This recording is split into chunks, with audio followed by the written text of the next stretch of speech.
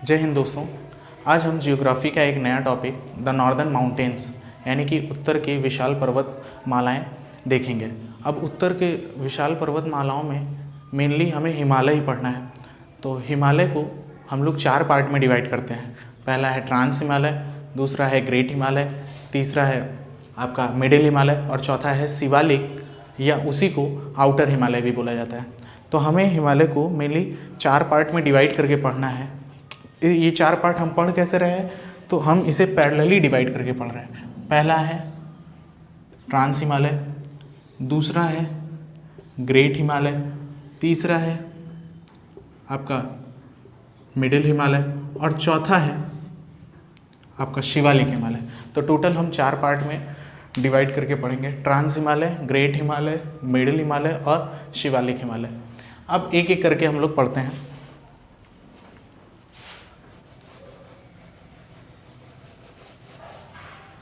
अब थोड़ा सा ये जान लेते हैं कि हिमालय हम जो इतना इम्पॉर्टेंट टॉपिक मान कर पढ़ रहे हैं, इससे हमें एडवांटेज क्या क्या है।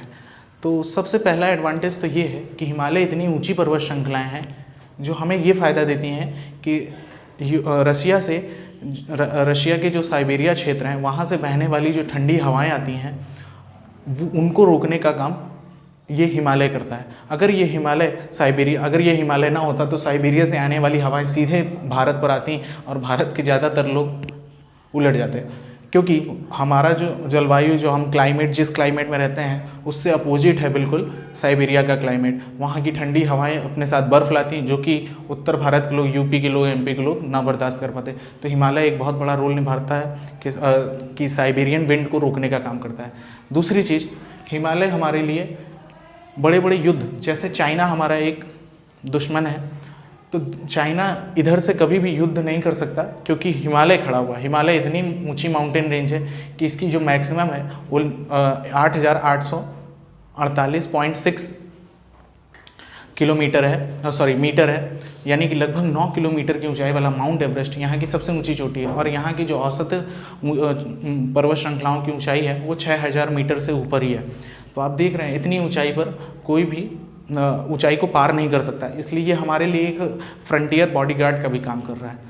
तो युद्ध से बचाने में भी हमारे लिए सहायक है, साथ ही साथ साइबेरियन हवाओं से भी हमें बचा लेता है। और हिमालय के होने से जो मानसून हिंद महासागर से उठता हुआ है और वो मानसून भारत को पार नहीं कर पाता बल्कि हिमालय से ही टकरा कर उत्तर भारत में बारिश करा देता है, जिससे क्या होता है कि उत्तर भारत का जो मैदान है वो पूरी तरह से उपजाऊ बन जाता है। अगर ये हिमालय ना होता तो शायद ही उत्तर भारत में इतना बढ़िया उपजाऊ मैदान तैयार हो पाता।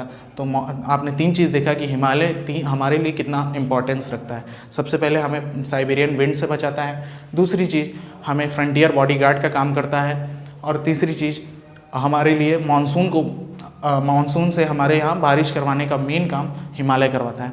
ठीक है, हिमालय के एडवांटेज देख लिए। अब देखते हैं हिमालय की उत्पत्ति के, अब कैसे हिमालय ये बना। तो आपको बताते हैं, ये हिमालय आज से लगभग 7-8 करोड़ साल पहले, मतलब भूगोलवेत्ताओं का यही मानना है। तो उनमें से 2 सिद्धांत सबसे इम्पॉर्टेंट है।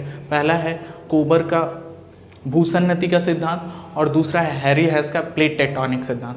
अब ये सब तो हम जियोलॉजी में पढ़ेंगे। जनरली आप जान लीजिए कि हिमालय की उत्पत्ति से रिलेटेड 2 सिद्धांत बहुत इंपॉर्टेंट है। पहला है कोबर का भूसन्नति सिद्धांत और दूसरा आपका हैरी हेस का प्लेट टेक्टोनिक सिद्धांत। अब कोबर का भूसन्नति सिद्धांत क्या कहता है कि आज से लगभग 8 करोड़ साल पहले यहाँ पर जहाँ आज हमारा भारत स्थित है वहाँ पर केवल एक तैथित सागर होता था, और जब तैथित सागर का जो कचरा है वही अवसाद के रूप में ऊपर उठा तो उसी से हिमालय का निर्माण हुआ। यानी कि तैथित सागर के अवसादों से मिलकर ही हिमालय बना है। इसी के विपरीत लगभग मिलता ही जुलता, विपरीत नहीं कह सकते, मिलता जुलता सिद्धांत प्लेट टेक्टोनिक का है, जिसमें हैरी हेस ने बताया था कि जो ये हमारा इंडो ऑस्ट्रेलियन प्लेट है और यहाँ पर पहले से ही रशिया और यूरोप की यूरेशियन, जिस पर आज के समय में रशिया और यूरोप स्थित हैं, उन्हें हम रशिया और यूरोप, तो उसे यूरेशियन प्लेट कहा जाता है। तो हमारा जो इंडो ऑस्ट्रेलियन प्लेट था वो यूरेशियन प्लेट से टकराया, जिसके कारण यहाँ पास एक माउंटेन निर्माण हुआ। जैसे मान लीजिए ये एक प्लेट है और ये एक प्लेट है, दोनों आपस में अगर टकराएंगी तो ऊपर की ओर उठेंगे, फोल्ड होंगे, तो इसीलिए यहाँ पास हिमालय का निर्माण हुआ। ठीक है, तो हिमालय अभी हर समय ये फोल्ड करता जा रहा है। फोल्ड करने का मतलब वलित, तो हिमालय कैसा पर्वत है, तो वलित पर्वत है। ठीक है, ये आपको समझना है कि हिमालय कैसा पर्वत है, तो एक वलित पर्वत है, यानी कि फोल्डेड माउंटेन है। किस सिद्धांत पर आधारित है, तो प्लेट टेक्टोनिक के सिद्धांत पर आधारित है हिमालय का निर्माण। विनाशी प्लेट टेक्टोनिक का सिद्धांत पर आधारित है। ठीक है, जब दो प्लेट आपस में टकरा गई तो उन्हीं से हिमालय का निर्माण हुआ। इसके बारे में और डिटेल से जब हम जियोलॉजी पढ़ेंगे तो उसमें पढ़ेंगे। आगे बढ़ते हैं। अब हम देखते हैं कि जो हमारा हिमालय है, अभी आप जो पढ़ रहे हैं, अगर पूरी दुनिया की बात करें तो हिमालय पूरी दुनिया में सबसे ऊंची पर्वत श्रृंखलाओं वाला है। यानी इसकी जो ऊंचाई है वो लगभग 6000 मीटर से 9000 मीटर तक है। यानी कि आपसे पूछा जाए कि दुनिया का सबसे ऊंची पर्वत श्रृंखलाओं वाला माउंटेन कौन सा है, तो आपको हिमालय बताना है। ठीक है, और क्वेश्चन पूछा जाए कि दुनिया में सबसे लंबा पर्वत श्रृंखला कौन सी है, तो एंडीज पर्वत श्रृंखला है। हिमालय पर्वत श्रृंखला जो है वो तीसरे नंबर पर आती है। ठीक है, ये लगभग 2400 किलोमीटर का ये दायरा तय करते हैं पश्चिम से पूरब की ओर। ठीक है, पश्चिम से पूरब की ओर। आगे समझते हैं। तो आपने दो चीज़ याद रखना, ऊंचाई के मामले में हिमालय का कोई तोड़ नहीं है। ये इसकी औसत ऊंचाई लगभग 6100 मीटर आ रही है। ठीक है, और साथ ही साथ तो इससे ये वर्ल्ड में तीसरे नंबर पे आ रहा है। लेकिन अगर आपसे पूछा जाए कि लंबाई में दुनिया में सबसे लंबी पर्वत श्रृंखला, तो दुनिया में सबसे लंबी पर्वत श्रृंखला आपको नॉर्थ अमेरिका में पढ़ने को मिलेगा, एंडीज पर्वत श्रृंखला। लेकिन उस हिसाब से पूरी दुनिया में ये ऊंचाई में फर्स्ट नंबर पे आता है, और ये तीसरे नंबर पे आता है लंबाई में। ठीक है, तो लंबाई के मामले में आपको याद रखना है तीसरे नंबर पर है आपका हिमालय माउंटेन रेंज। ठीक है, अब हम लोग हिमालय को पढ़ते हैं। तो हमने देखा हिमालय का जो फर्स्ट पार्ट है वो ट्रांस हिमालय है। ट्रांस हिमालय ज़्यादातर मेनली पार्ट इसका जम्मू कश्मीर में भी है और तिब्बत में। ये सबसे पुराना माउंटेन रेंज है। यानी आपने 4 श्रृंखलाएं देखी हिमालय की, तो ग्रेट हिमालय, मिडिल हिमालय और शिवालिक हिमालय अभी नया बना हुआ है। यानी आज से लगभग आप समझिए कि 9 करोड़ साल पहले बना हुआ है। और जबकि जो ट्रांस हिमालय है वो पहले से अवस्थित था। ठीक है, और ये लगभग ये सबसे पुराना है। तो क्वेश्चन पूछा जाए हिमालय में सबसे पुरानी पर्वत श्रृंखला कौन सी है, तो ट्रांस हिमालय है। और नवीन में ग्रेट हिमालय, मिडिल हिमालय और सबसे नया पूछेगा तो शिवालिक हिमालय। ठीक है, अब ट्रांस हिमालय देखते हैं। ट्रांस हिमालय का दूसरा नाम तिब्बत हिमालय है। ट्रांस हिमालय का दूसरा नाम तिब्बत हिमालय है, जिसकी औसतन ऊंचाई 6000 मीटर है। ठीक है, जिसकी औसतन ऊंचाई 6000 मीटर है। और इस ट्रांस हिमालय में 4 मुख्य पर्वत श्रृंखलाएं हमें देखने को मिलती हैं। ठीक है, ये टूटा फूटा है, तो ये ज़्यादा दूर तक नहीं फैला हुआ, केवल यहाँ कैलाश रेंज है। तो उसी में इस सबसे पहला है काराकोरम, दूसरा है लद्दाख, तीसरा है जास्कर और चौथा है पीर पंजाल। तो ट्रांस हिमालय के 4 प्रमुख पर्वत श्रृंखलाएं कौन सी हैं, काराकोरम, लद्दाख, जास्कर, पीर पंजाल। ठीक है, पीर पंजाल को नहीं भी माना जाता है इसका पार्ट, लेकिन आप याद रखिएगा चारों इंपॉर्टेंट है। ठीक है, अब क्वेश्चन पूछेगा कि काराकोरम की सबसे प्रमुख है, ट्रांस हिमालय में सबसे प्रमुख माउंटेन पीक्स कौन सी हैं, तो 2 आपको याद रखनी है, K2 और K4। K2 को हम क्या कहते हैं, तो K2 को हम गॉडविन ऑस्टिन के नाम से जानते हैं। ठीक है, जबकि K4 को हम गैसर ब्रूम के नाम से जानते हैं।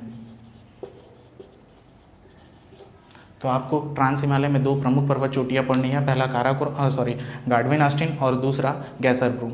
ये सबसे ऊंची पूछेगा तो गॉडविन ऑस्टिन, और सेकंड आपको बताना पड़ेगा ट्रांस हिमालय में तो गॉडविन ऑस्टिन। अब लद्दाख माउंटेन रेंज में भी एक सबसे ऊंची चोटी है। ठीक है, जिसका नाम है राकापोशी। इसे याद रखना क्यों इम्पॉर्टेंट है, क्योंकि ये पूरी दुनिया की सबसे खड़ी ढाल वाली पर्वत चोटी है, जिसका नाम है राकापोशी। ठीक है, तो ट्रांस हिमालय में और क्या देखने को मिलते हैं, ट्रांस हिमालय में हमें बहुत सारे ग्लेशियर देखने को मिलते हैं। ठीक है, ग्लेशियर क्या होता है, तो ये एक बर्फ़ का मैदान होता है। ठीक है, तो ट्रांस हिमालय में हमें मेनली 4 ग्लेशियर देखने को मिलेंगे। हैं तो और भी ग्लेशियर, लेकिन एग्ज़ाम पॉइंट ऑफ व्यू से 4 ही इंपॉर्टेंट है। सबसे पहला है सियाचिन, सेकेंड है, ये सबसे ठंडा ग्लेशियर है। ठीक है, -55 डिग्री सेल्सियस। और बड़ा भी ग्लेशियर है, सब भारत का सबसे बड़ा ग्लेशियर है। तो भारत का सबसे बड़ा ग्लेशियर सियाचिन का ग्लेशियर है, लगभग 75 किलोमीटर में ये फैला हुआ है। ठीक है, तो ये याद रखना है आपको, मेनली सियाचिन याद रखना है कि ट्रांस हिमालय में कौन कौन से ग्लेशियर देखने को मिलते हैं। तो सियाचिन देखने को मिलता है, हिस्पर देखने को मिलता है, हिस्पर ग्लेशियर, फिर बिहाफो ग्लेशियर देखने को मिलता है, और बलतोरो ग्लेशियर देखने को मिलता है। टोटल हमें 4 ग्लेशियर देखने को मिलते हैं ट्रांस हिमालय में। पहला है सियाचिन, दूसरा है हिस्पर, तीसरा है बियाफो और चौथा है बलतोरो। ये चारों ग्लेशियर याद रखेंगे। ठीक है, अब आगे देखते हैं। तो ट्रांस हिमालय का हमें कुछ विस्तार भी देखने को मिलता है। ट्रांस हिमालय का जो पूर्वी विस्तार है और पूर्वी और उत्तरी विस्तार, उसे हम पामीर का पठार कहते हैं। ये पूरी दुनिया का सबसे बड़ा पठार है और सबसे ऊंचा पठार है, इसीलिए इसे दुनिया की छत कहा जाता है। ठीक है, सेकंड कैलाश, यहाँ पास कैलाश श्रेणियाँ हैं, तो यहीं पास कैलाश मानसरोवर इसका दूसरा विस्तार है। ठीक है, तो ट्रांस हिमालय का विस्तार कहाँ कहाँ देखने को मिलता है, तो पामीर प्लेट्यू और कैलाश मानसरोवर। ठीक है, अब हम लोग आगे अपना दूसरा हिमालय ग्रेट हिमालय देखते हैं।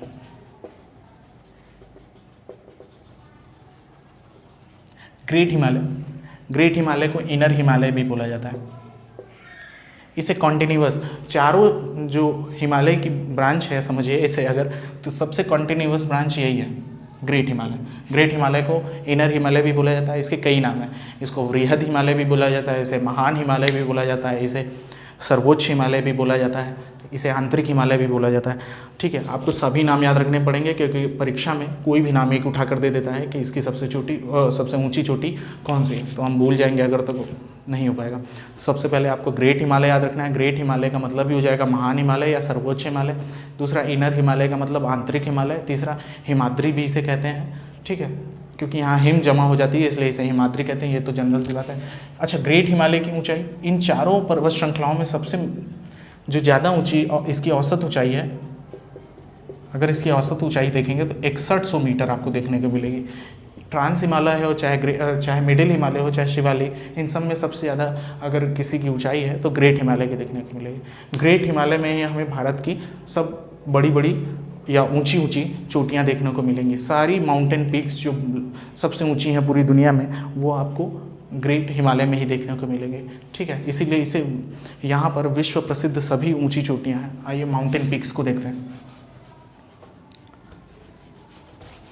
तो ग्रेट हिमालय की माउंटेन पीक्स सबसे पहले यहाँ पास देखेंगे तो नंगा पर्वत है। ठीक है, उसके बाद देखेंगे तो बंदरपूंछ है, उत्तराखंड में आएंगे।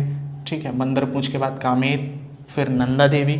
ठीक है, नंगा पर्वत, बंदरपूंछ, कामेत, नंदा देवी। इसके बाद नेपाल में इसकी सब ग्रेट हिमालय की ऊंची चोटियां हैं। सबसे पहले है धौलागिरी, उसके बाद है अन्नपूर्णा, उसके बाद है मनसालू, फिर गौरी शंकर, फिर चोयू, फिर माउंट एवरेस्ट और फिर मैकालू।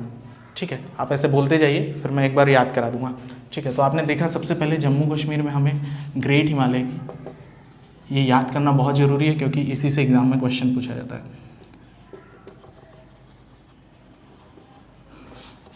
तो यहाँ से आप देखिए, अगर इसे हम जम्मू कश्मीर मानते हैं, फिर यहाँ से यहाँ तक के इलाके को उत्तराखंड मानते हैं और उसके बाद नेपाल। ठीक है, तो सबसे पहले आपको फर्स्ट नंबर पे याद रखना है तो जम्मू कश्मीर में नंगा पर्वत, उसके बाद उत्तराखंड में 3 प्रमुख याद करना है। ठीक है, कौन कौन से हैं वो 3? तो उत्तराखंड में आपको कामेत याद रखना है, बंदरपूंछ याद रखना है और नंदा देवी याद रखना है। पर्टिकुलर उत्तराखंड की सबसे ऊंची चोटी नंदा देवी है। ये उत्तराखंड पीसीएस के क्वेश्चन में पूछा गया था, सॉरी पेपर में पूछा गया था कि उत्तराखंड की सबसे ऊंची चोटी का नाम है, तो नंदा देवी है। इसके बाद हम नेपाल में प्रवेश करेंगे और नेपाल में जैसे ही प्रवेश करेंगे वहाँ सबसे पहली चोटी मिलेगी धौलागिरी, दूसरी अन्नपूर्णा, तीसरी मनसालू। ठीक है, मनसालू। ठीक है, धौलागिरी, अन्नपूर्णा, मनसालू, गौरी शंकर, चोयू और फिर यहाँ माउंट एवरेस्ट और फिर मैकालू। टोटल आपने देखा यहाँ पास हमें कई सारी, सबसे ज़्यादा हमें नेपाल में ही चोटियाँ देखने को मिलेंगी। हाँ जी हाँ, और इनमें से जो माउंट एवरेस्ट अभी हमने पढ़ा वो पूरी दुनिया की सबसे ऊंची चोटी है। माउंट एवरेस्ट पूरी दुनिया की सबसे ऊंची चोटी है। माउंट एवरेस्ट को नेपाल में जो लोग हैं, नेपाल के लोग इसे सागर माथा कहते हैं माउंट एवरेस्ट को, और तिब्बत के लोग, क्योंकि ये पूरा फैला हुआ है तो तिब्बत में भी इसका कुछ पार्ट जाता है, तो तिब्बत के लोग माउंट एवरेस्ट को चामोलुंगमा कहते हैं। दोनों नाम याद रखने हैं, तिब्बत के लोग माउंट एवरेस्ट को चामोलुंगमा कहते हैं, जबकि नेपाल के लोग इसे सागर माथा कहते हैं, और हम लोग तो इसे माउंट एवरेस्ट कहते हैं। तो मेनली हमने यहाँ याद किया। फिर इसी की जो ग्रेट हिमालय की आगे श्रेणी जाती है उसमें सिक्किम जो पड़ता है, सिक्किम में यहाँ पास कंचनजंगा इसकी बहुत इंपॉर्टेंट चोटी पड़ती है। ठीक है, सबसे ऊंची चोटी भारत की, तो सबसे ऊंची चोटी है इस समय भारत में, सबसे ऊंची चोटी कौन सी है, तो कंचनजंगा। उसके बाद इसी का विस्तार यहाँ तक अरुणाचल प्रदेश में जाता है, तो वहाँ पर अरुणाचल प्रदेश में ये नामचा बरवा है, नामचा बरवा, नामचा बरवा, नामचा बरवा। अब पूरा एक बार हम बोलते हैं तो आप देखिएगा। जम्मू कश्मीर से स्टार्ट करेंगे। नंगा पर्वत, बंदरपूंछ, कामेत, नंदा देवी, धौलागिरी, अन्नपूर्णा, मनसालू, गौरी शंकर, चोयू, माउंट एवरेस्ट, मैकालू। ठीक है, उसके बाद कंचनजंगा और नामचा बरवा। ग्रेट हिमालय इसलिए इम्पोर्टेंट है। बस ग्रेट हिमालय में हमें यही देखना था। इसके बाद हम देखते हैं मध्य हिमालय।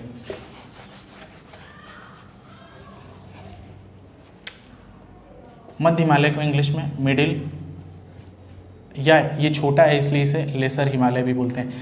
मध्य हिमालय या मिडिल हिमालय की जो औसत ऊंचाई है वो 1800 से लेकर के 3000 मीटर तक है। ये अपनी पर्वत चोटियों के लिए नहीं, बल्कि ये अपने घास के मैदान और पर्यटन के लिए बहुत फेमस है। यहाँ लोग घूमने बहुत जाते हैं। तो इसका मेनली विस्तार आपको उत्तराखंड और यहाँ हिमाचल प्रदेश में देखने को मिलेगा। तो यहाँ ये दो चीज़ के लिए फेमस है मेनली, पहला पर्यटन के लिए और दूसरा घास के मैदान के लिए, घास के मैदान के लिए।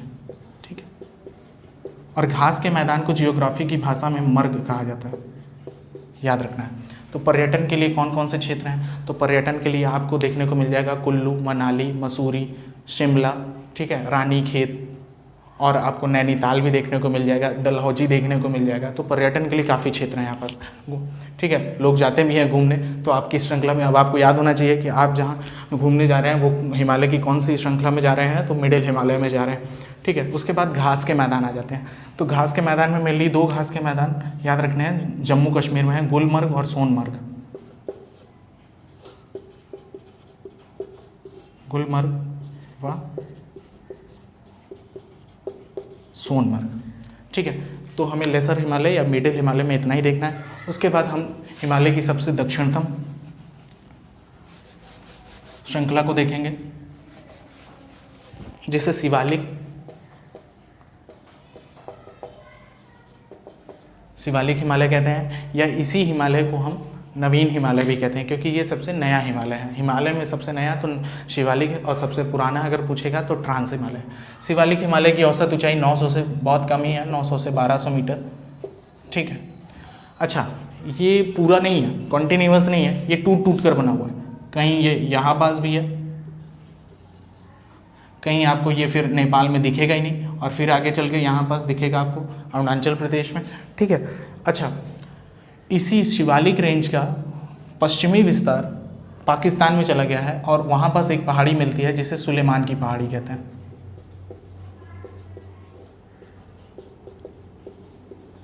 ठीक है, तो ये आपको याद रखना है, ये पाकिस्तान में जाता है। तो शिवालिक हिमालय का जो पश्चिमी विस्तार है वो कहाँ तक जाता है, तो सुलेमान की पहाड़ी तक। अब इधर हम देखते हैं, तो अब इधर जब हम जाएंगे आपने पूर्वोत्तर भारत की ओर, तो पूर्वोत्तर भारत की ओर देखेंगे तो ये आपको अरुणाचल प्रदेश में इसी शिवालिक हिमालय की बहुत सारी माउंटेन रेंज आपको देखने को मिलेंगी। तो अब हम लोग अरुणाचल प्रदेश में देखते हैं। तो अरुणाचल प्रदेश में आपको क्या क्या देखने को मिलेगा, तो शिवालिक रेंज में अरुणाचल प्रदेश में कौन कौन से माउंटेन रेंज है, तो आपको देखने को मिलेगा इसमें डाफला, मिरी, अबीर, ठीक है, और साथ ही साथ मिसमी और पटकाईपू। तो ये पांचों आपको याद रखना है। तो क्वेश्चन पूछेगा कि डाफला किस हिमालय का विस्तार है तो आपको बताना पड़ेगा कि शिवालिक हिमालय का विस्तार है। तो शिवालिक हिमालय का विस्तार अरुणाचल प्रदेश में कहाँ तक है, तो डाफला, मिरी, अबीर, मिसमी, पटकाई-बूम यहाँ तक फैला हुआ है। ठीक है, अब इसके आगे जब आगे हम बढ़ेंगे तो आगे से ये बेंड हो जाता है, मुड़ जाता है और यहाँ पर एक पहाड़ी का निर्माण कर जाता है जिसे आराकान योमा कहते हैं। याद रखिए, आराकान योमा। आराकान योमा क्यों फेमस है, क्योंकि यही वो पर्वत श्रृंखला है जो भारत से म्यांमार को अलग करती है। तो भारत से म्यांमार की बाउंड्री बनाने वाले पर्वत श्रृंखला आराकान योमा किस हिमालय का विस्तार है, तो शिवालिक हिमालय का विस्तार है। अब शिवालिक हिमालय का विस्तार आराकान योमा से आगे बढ़ता है तो नीचे धंसता चला जाता है और समुद्र के अंदर चला जाता है। आपको पता है यहाँ पूरा बंगाल की खाड़ी है, तो समुद्र के अंदर होते होते कुछ पार्ट घुसते घुसते और फिर कुछ पार्ट इसके बाहर निकले हुए हैं अंडमान निकोबार के रूप में। ठीक है, तो क्वेश्चन पूछेगा हिमालय का सबसे दक्षिणतम विस्तार कौन सा है, तो आपको बताना रहेगा हिमालय के सबसे दक्षिणतम जो विस्तार या दक्षिणतम जो साक्ष्य देखने को मिलते हैं वो अंडमान निकोबार में देखने को मिलते हैं। ठीक है, आराकान योमा हमने देख लिया। उसके बाद यहीं भारत में इसकी नागा की पहाड़ियाँ भी है, मिजो की पहाड़ियाँ, सारी ये शिवालिक अपने आप में बहुत कन्फ्यूजिंग है। तो हमने शिवालिक का विस्तार तक पश्चिमी पाकिस्तान में देख लिया, तो सुलेमान की पहाड़ियाँ, उसके बाद यहाँ है ही नहीं। उसके बाद फिर आगे बढ़ेंगे तो यहाँ आपको देखने को मिलेगा, असम में भी देखने को मिलेगा। ठीक है, मिकिर की पहाड़ियाँ असम में देखने को मिलेंगी। और अब देखेंगे अरुणाचल प्रदेश में आपको तो कई सारा देखने को मिला, डाफला, मिरी, अबीर, मिसमी, पटकाई-बूम। ठीक है, अब आगे देखते हैं। तो हमने इतना समझ लिया, शिवालिक हिमालय में इतना ही समझना है। और क्या क्या है आइए और समझते हैं। तो शिवालिक हिमालय में यहाँ उत्तराखंड के पास कुछ विस्तार हैं वहाँ के, यानी कुछ घाटियाँ हैं। अब घाटियाँ किसे कहते हैं, दो पहाड़ों के बीच में अगर कोई बहुत पतला रास्ता होता है तो उसे दर्रा कहते हैं, लेकिन जब कोई बहुत चौड़ा रास्ता हो जाए, ऐसा एरिया हो जाए कई पहाड़ों के बीच में कि उसमें एक गांव भी बस जाए, तो उसे हम घाटी कहते हैं। तो इनके बीच में कई फेमस घाटियाँ हैं जो इसमें से ईस्ट की ओर रहेगी तो उसे द्वार बोला जाएगा, और वो घाटी जो वेस्ट की ओर रहेगी उसे दून बोला जाता है। तो आपको उत्तराखंड में प्रसिद्ध सबसे दून देहरादून देखने को मिलेगा, और प्रसिद्ध सबसे द्वार आपको ईस्ट में उत्तराखंड में हरिद्वार देखने को मिलेगा। तो मेरे ख्याल से आप समझ गए होंगे कि द्वार और दून क्या है। तो द्वार और दून कुछ नहीं, दोनों एक घाटियाँ हैं, लेकिन जो पश्चिमी विस्तार हो जाता है तो उसे हम उसे हम दून बोलते हैं, और अगर वो पूर्वी विस्तार रहता है तो उसे हम द्वार बोलते हैं। ठीक है, अब आगे देखते हैं। शिवालिक रेंज में इतना ही पढ़ना है।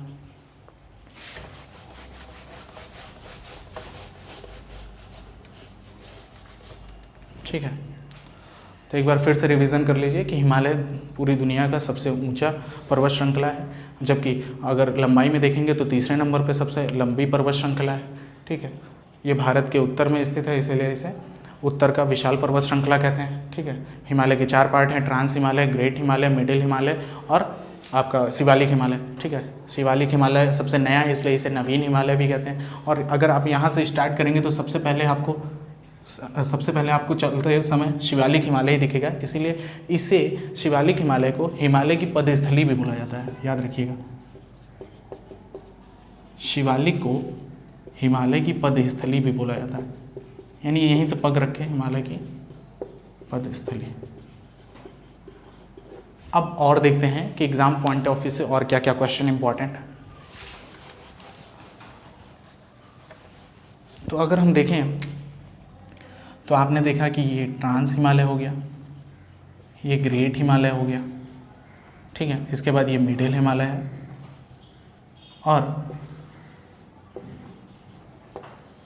शिवालिक हिमालय। अब जब हम इसका अध्ययन कर रहे थे तो इसे हमें डिवाइड भी करना था कि ट्रांस हिमालय से ग्रेट हिमालय को, ग्रेट हिमालय से मिडिल हिमालय को, मिडिल हिमालय से शिवालिक हिमालय को। तो इसका बाउंड्री लाइन पूछ लिया जाता है कभी कभार परीक्षाओं में। तो ट्रांस हिमालय से ग्रेट हिमालय को अलग करने वाला बाउंड्री लाइन क्या कहलाता है, तो उसे सचर जोन कहा जाता है। याद रखिए, सचर जोन, या इसी का दूसरा नाम हिंज लाइन है। ठीक है, उसके बाद ग्रेट हिमालय से मिडिल हिमालय को अलग करने का काम कौन सा बाउंड्री लाइन करता है, तो इसे कहते हैं main central thrust, main central thrust. उसके बाद मिडिल हिमालय से शिवालिक हिमालय को अलग करने का काम कौन करता है, तो आपका BGF इसका मतलब क्या होता है? इसका मतलब GBF ग्रेट बाउंड्री फॉल्ट। ठीक है, तो आपको तीनों याद रखने हैं। ट्रांस हिमालय से ग्रेट हिमालय को अलग करने का काम कौन करता है? तो सचर जोन, सिर पे है बिल्कुल ऊपर है तो सचर जोन, और सचर जोन का ही दूसरा नाम हिंज लाइन है। उसके बाद ग्रेट हिमालय को मिडिल हिमालय से अलग करने का काम, चूँकि ये सेंट्रल पड़ जाता है, देखिए दो को डिवाइड कर रहा है, तो इसीलिए दो इधर हिमालय दो इधर हिमालय, तो बीच वाले को सेंट्रल बोलेंगे। अब चूँकि मेन है तो मेन सेंट्रल थ्रस्ट। उसके बाद आपका मिडिल हिमालय को शिवालिक हिमालय से अलग करने वाली लाइन को बोलते हैं great boundary fault, great boundary fault. ठीक है, अब इतना हमने हिमालय पढ़ लिया, इसको हमने हिमालय को समांतर रूप से पढ़ा है। अब हम हिमालय का प्रादेशिक विभाजन करके पढ़ेंगे वर्टिकली, यानी अभी तक हमने हिमालय को ऐसे ऐसे करके पढ़ा है, उसके समांतर हिमालय को समांतर रूप से बांट कर पढ़ा है। अब हम हिमालय को वर्टिकली बांट के पढ़ेंगे। अब हिमालय को वर्टिकली पढ़ने के लिए हमें मैप की ज़रूरत पड़ेगी। ठीक है, तो अभी समझते हैं, आगे देखते हैं। तो हमने जैसा कि देख लिया है कि हिमालय का हमने पैरेलली क्लासिफिकेशन देख लिया। अब हम उसे वर्टिकल क्लासिफिकेशन को देखते हैं, यानी कि प्रादेशिक भाग में बांट कर देखते हैं। तो अब समझ में आया कि प्रादेशिक भाग को बांटे कैसे हिमालय, यानी कि हिमालय के प्रादेशिक विभाजन को कैसे देखा जाए। तो नदियों के हिसाब से बांटा गया, कोई रियल बाउंड्री नहीं बनाई गई, बल्कि नदियों को ही बाउंड्री मान लिया गया। तो देखा गया हिमालय पूरा ऐसे फैला हुआ है। ठीक है, तो हिमालय का प्रादेशिक विभाजन कैसे करते हैं? तो हिमालय का प्रादेशिक विभाजन हम नदियों के हिसाब से करते हैं। तो यहाँ से निकलती है सिंधु नदी, तो सिंधु नदी पार करके ऐसे चली जाती है और अरब सागर में गिर जाती है। ठीक है, और यहाँ पर निकलती है यहीं से सतलज नदी, तो सतलज नदी, तो ये हो गई सिंधु नदी, सिंधु के इंटस बोलते हैं, और ये हो गए सतलज। और यहाँ से निकलती है उत्तराखंड और नेपाल का बॉर्डर बनाते हुए काली नदी। ठीक है, उसी को शारदा नदी भी बोलते हैं। और यहाँ सिक्किम से तिस्ता नदी, और यहाँ अंतिम में अरुणाचल प्रदेश से दिहांग नदी।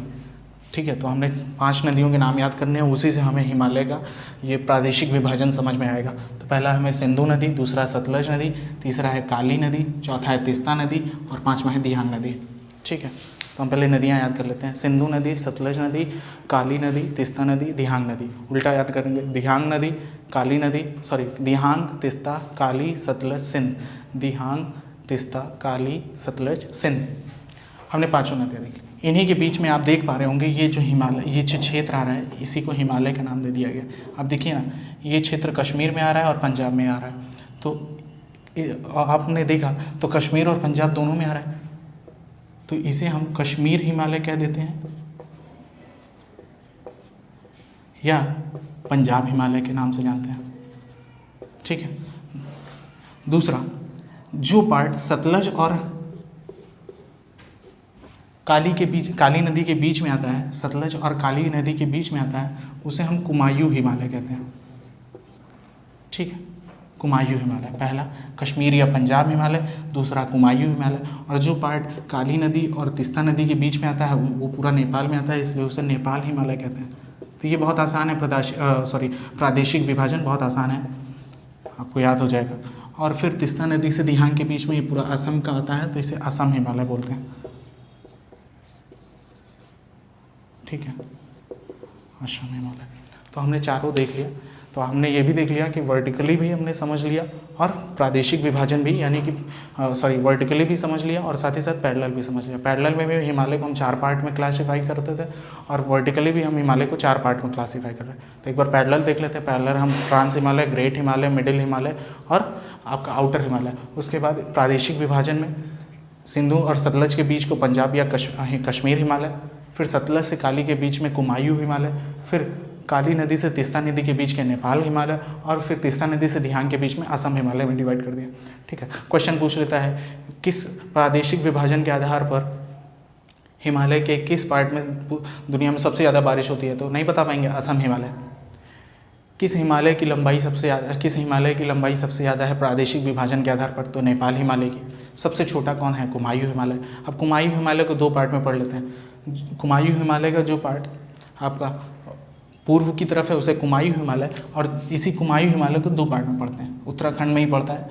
तो मेनली कुमायूं हिमालय का जो पूर्व वाला पार्ट है उसे कुमायूं हिमालय का, और जो पश्चिम वाला पार्ट है उसे गढ़वाल हिमालय बोल देते हैं।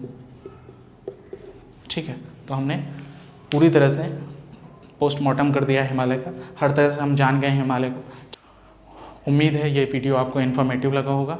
मिलेंगे नेक्स्ट वीडियो में, तब तक के लिए जय हिंद।